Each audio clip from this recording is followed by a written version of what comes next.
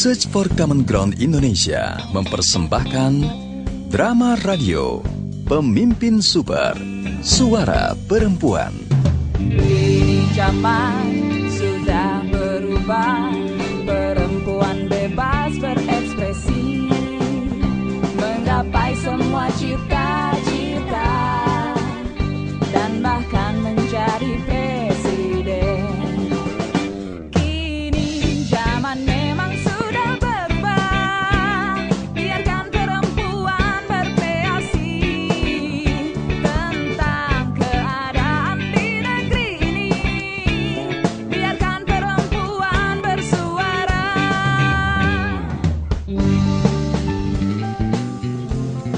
Saudara, kita bertemu lagi di Pemimpin Super, Suara Perempuan. Heboh dengan munculnya peraturan daerah yang berpotensi mendiskreditkan perempuan, maka di kedai suara, tempat komunitas ini berkumpul pun hangat memperbincangkan perda-perda tersebut. Perda yang melarang perempuan berboncengan dengan yang bukan muhrimnya lah, perda yang melarang perempuan keluar malam lah. Maksudnya sih bagus, melindungi perempuan dari pelecehan dan sekaligus memperkecil tindakan penyimpangan seks bebas. Maksudnya melindungi perempuan, tapi yang terjadi malah mengkerdilkan peran perempuan. Dan kali ini kedai suara menjadi gaduh karena Pak Sanggah, tokoh paling temperamental di komunitas ini, memicu kegaduhan. Bayangkan saudara, dengan alasan tertentu, Pak Sanggah menghentikan kendaraan yang lewat di depan kedai suara. Tentu saja ini membuat keadaan di kedai jadi semrawut dan juga riuh rendah. Apa sih sebenarnya alasan Pak Sanggah melakukan ini? Yuk kita simak episode keempat Suara Perempuan. Biarkan perempuan bersuara, biarkan perempuan bersuara, biarkan perempuan bersuara.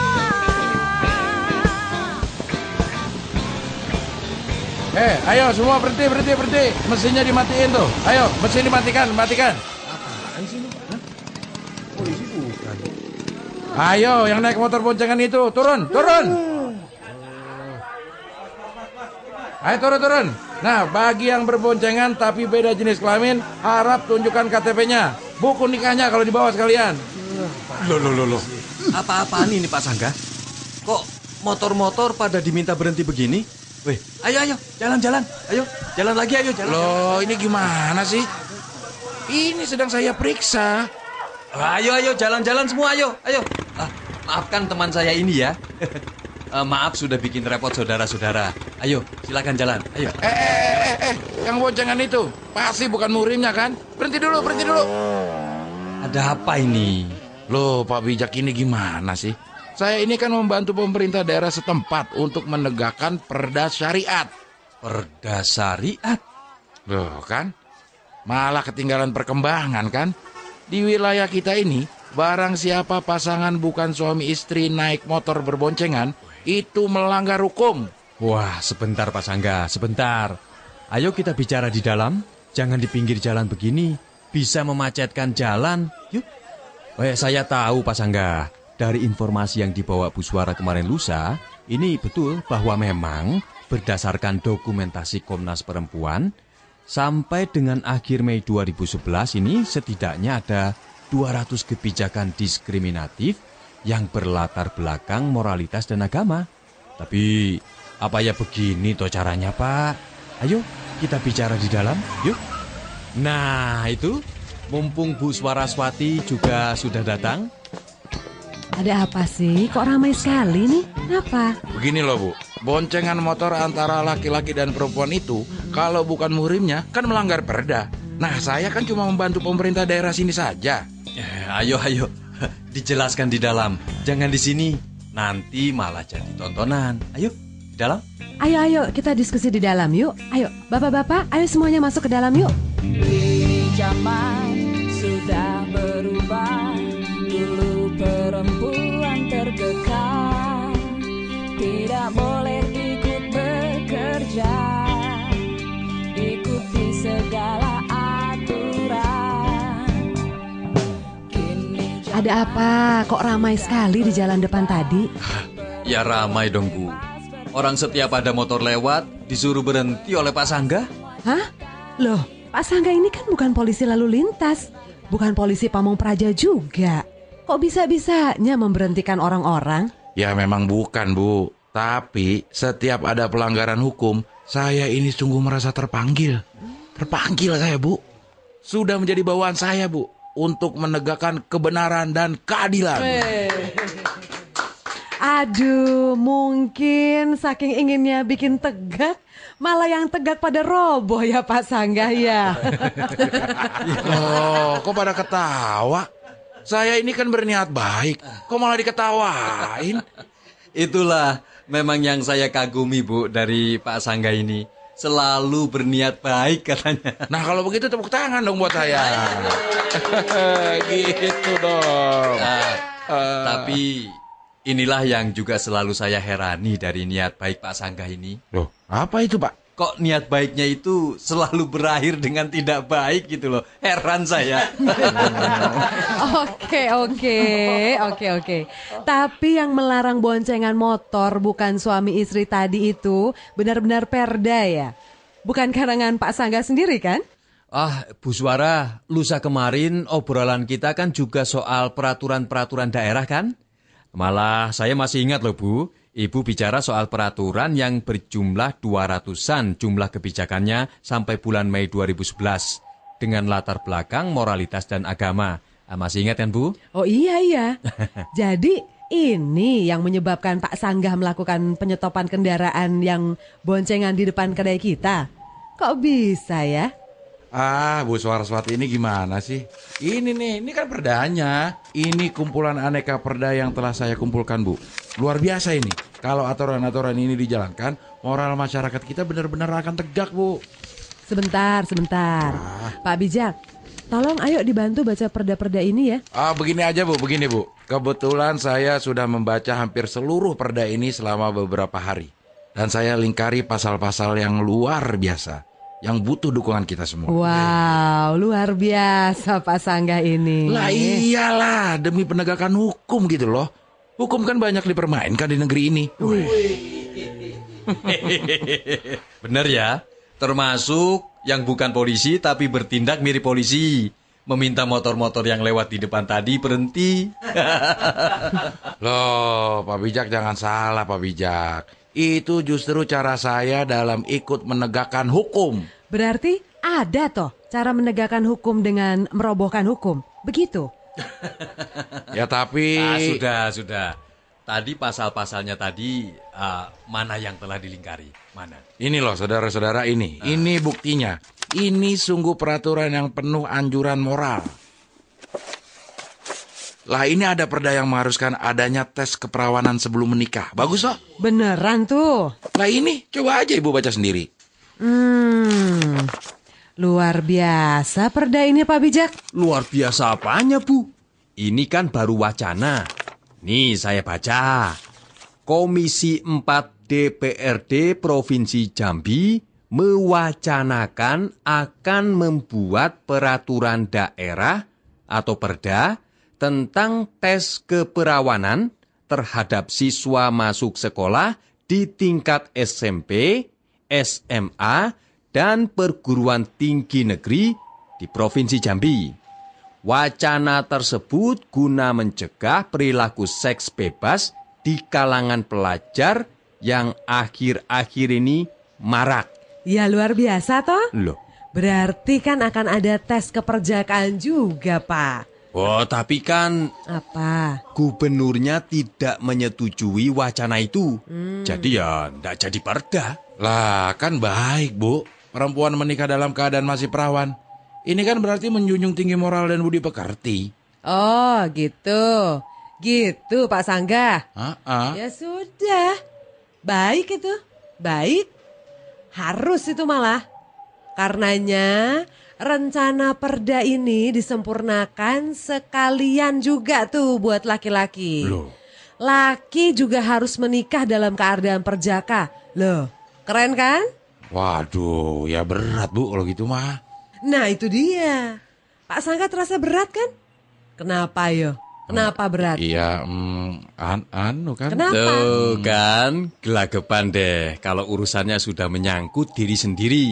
Ayo, rasanya berat toh? Hah? Ya, kalau laki-laki harus diukur keperjakaannya, bisa nggak ada yang lulus. Di sini letaknya. Membuat peraturan dengan kebijakan yang mengatasnamakan moralitas untuk menciptakan karakter daerah. Sekarang ini sedang marak dibicarakan, Pak. Karena yaitu mengabaikan kesetaraan gender. Kelihatannya nggak gampang ya, Bu. Iyalah, Menciptakan kehidupan masyarakat yang sensitif gender. pasti. Lah, budaya patriarkis masih sangat kuat melekat, C. Ya mau gimana lagi? Tapi bagaimana ini? Soal maksud saya yang baik, tapi menurut Pak Bijak keliru itu gimana nih? Persoalannya Pak Sangga, bukan baik atau buruk dulu. Bukan mulia atau tidak mulia dulu.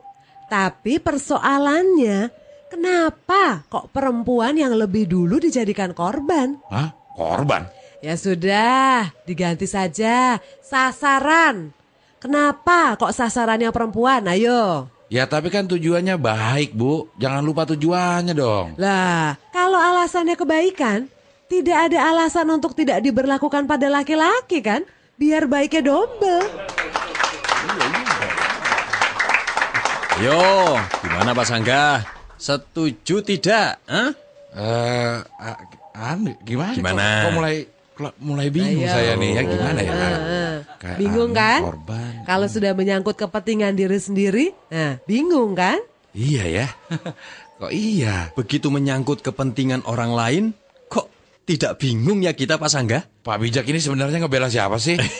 Saya ini belum memutuskan membela siapa-siapa, tapi sedang berpikir, apa ya yang kira-kira layak dibela? Benar. Ini bukan soal harus membela siapa. Ini kan sedang mendiskusikan apa, dengan siapa yang diuntungkan, siapa yang dirugikan. Nah, karena peraturan itu kan harus menguntungkan semuanya, tidak mengarah ke satu pihak saja, betul nggak? Lah ini tadi, ada angin apa coba? Kok tiba-tiba Pak Sangga memberhentikan orang-orang yang berboncengan sepeda motor laki dan perempuan itu loh? Loh, kan jelas peraturannya. Nih, yang ini nih. Nih, Mana? ini ya, yang Hah? ini. Mana, ini. mana? Loh, Kan? mana? Hah? Yang ini loh, nih. Loh, yang mana ya? Mana ya tadi ya?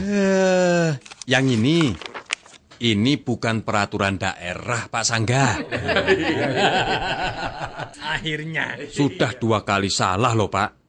Yang tadi masih baru wacana. Lah yang ini bukan perda. Tapi ini fatwa yang dikeluarkan MUI Kabupaten Lebak, Banten. Fatwanya haram hukumnya berboncengan sepeda motor bukan suami istri, namun saling bermesra-mesraan di atas kendaraan. Nah, itu dia, itu. Makanya saya berniat turut mendukung tegaknya fatwa itu. Masa di atas kendaraan kok pelukan kenceng banget?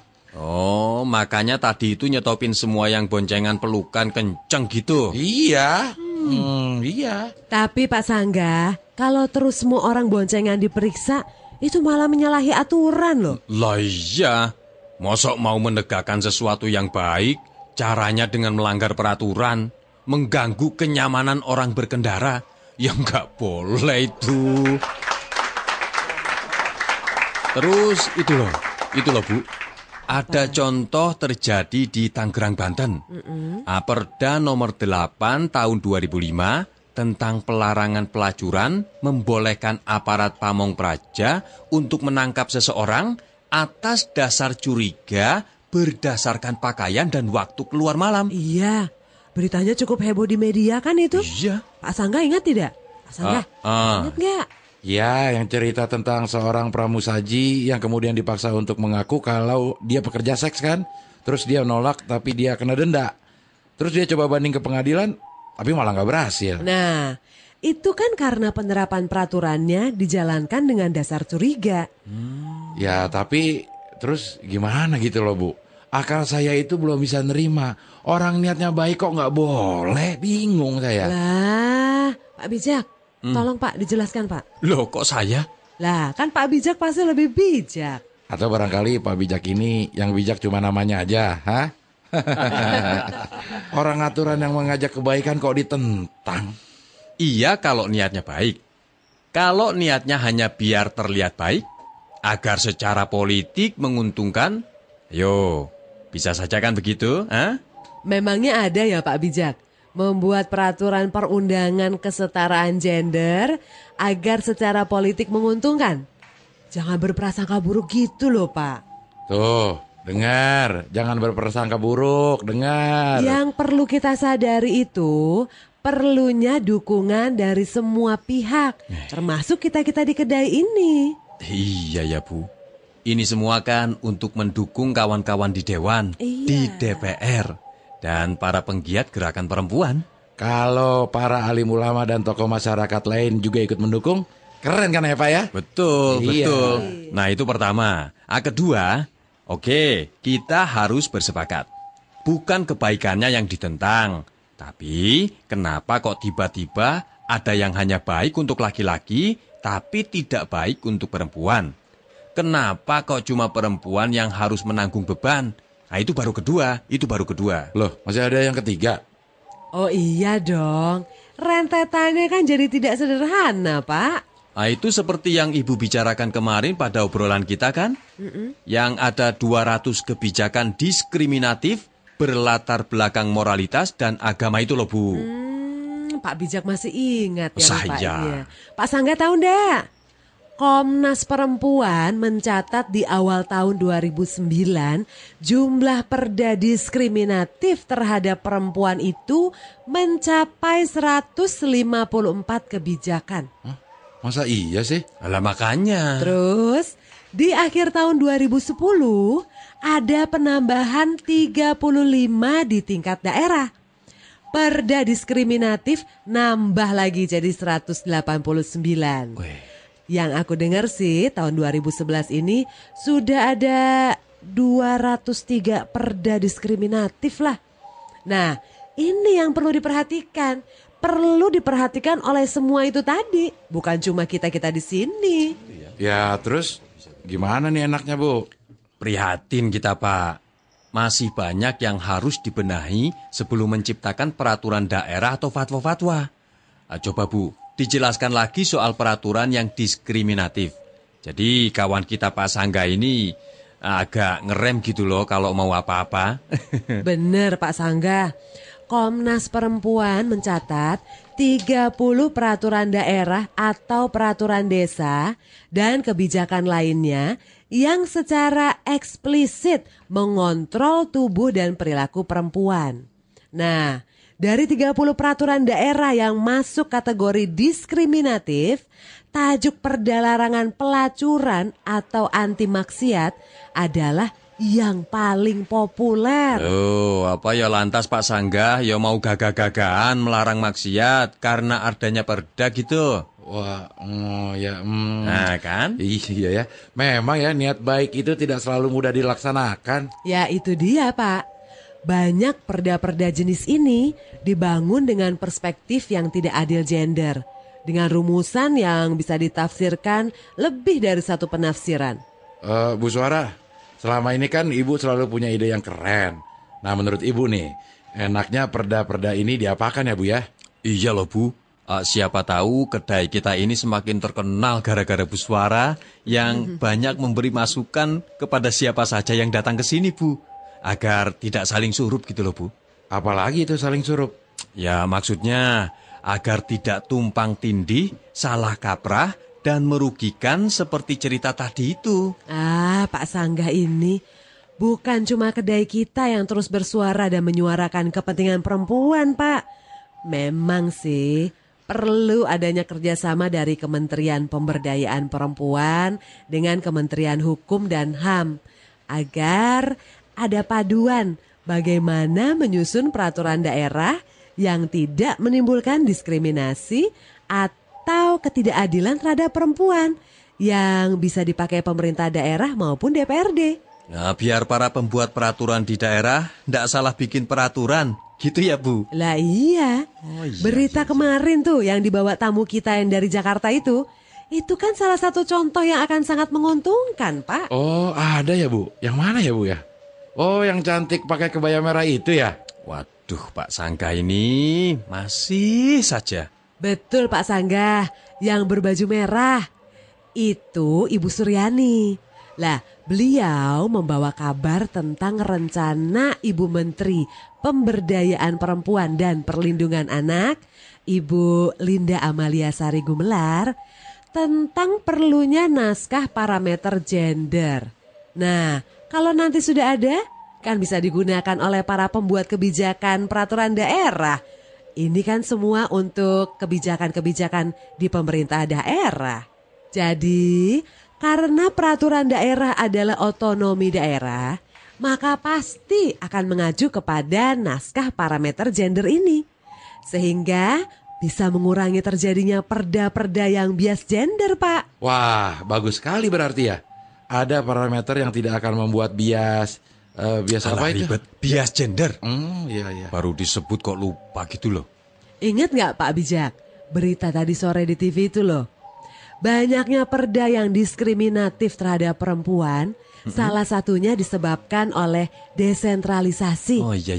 Jadi memang perlu sekali segera ada parameter gender. Kedai suara kan isinya banyak orang.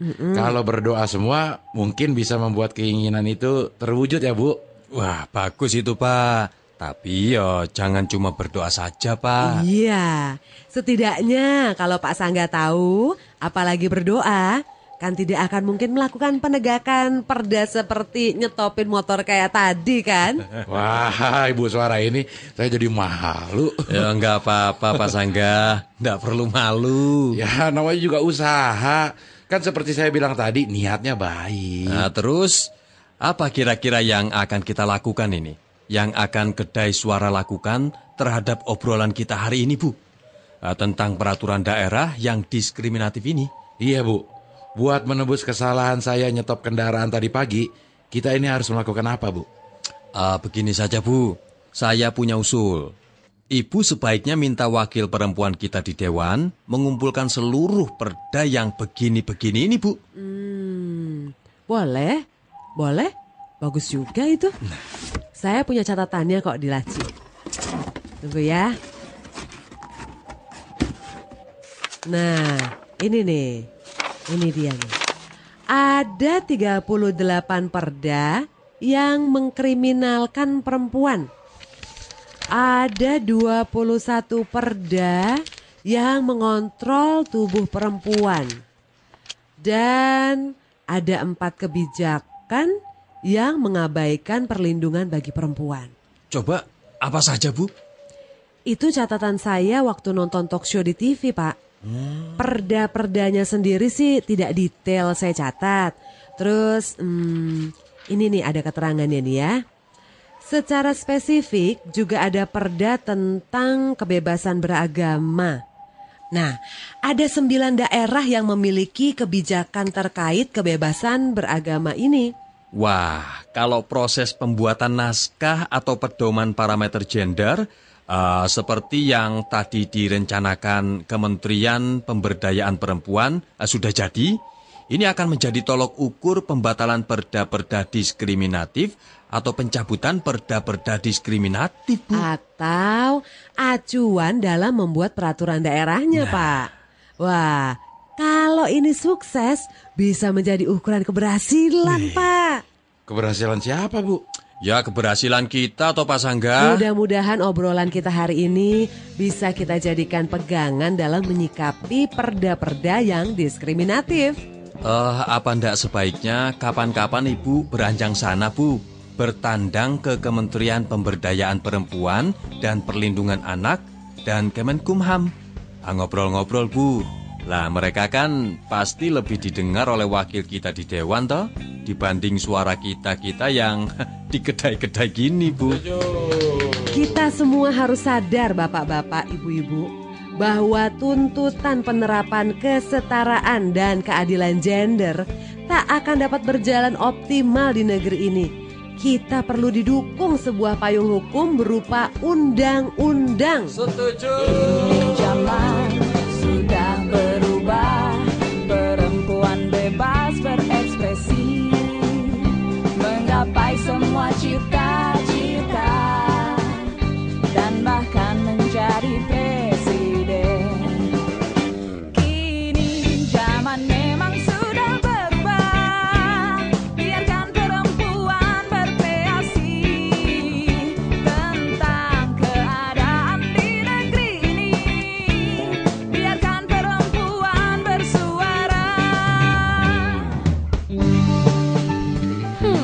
Semakin asik aja obrolan di kedai suara ini. Pak Sangga benar-benar kreatif. Sayangnya kreatif yang gak produktif.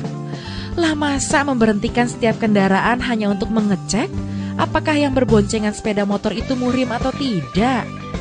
Itulah spontanitas Pak Sangga yang sebetulnya sih karena kepeduliannya yang tinggi dalam menyikapi perda-perda yang belakangan ini muncul begitu marak dari daerah-daerah. Yang sayangnya beberapa perda begitu diskriminatif terhadap perempuan. Akan lebih asik lagi kalau obrolan ini terdengar membahana, pantul-memantul mengangkasa, mengetuk pintu-pintu Komnas Perempuan, sampai ke Kementerian Pemberdayaan Perempuan, sampai ke gedung Dewan Wakil kita. Baiklah, kita berpisah di sini dulu. Jangan lupa untuk terus menyimak Kedai Suara. Jangan ketinggalan isu-isu menarik di sini ya. Sampai jumpa di Pemimpin Super berikutnya. Perempuan harus bersuara, harus berdaya. Pemimpin Super Suara Perempuan dipersembahkan oleh Search for Common Ground Indonesia. Naskah ditulis oleh Pri GS, didukung oleh Abdel Ahrian, Marsi Sahulata, Jody Masardi, Desire, Nuning Purnama, teknik montase dan sutradara Edi Sulistyo. Sampai jumpa. Biarkan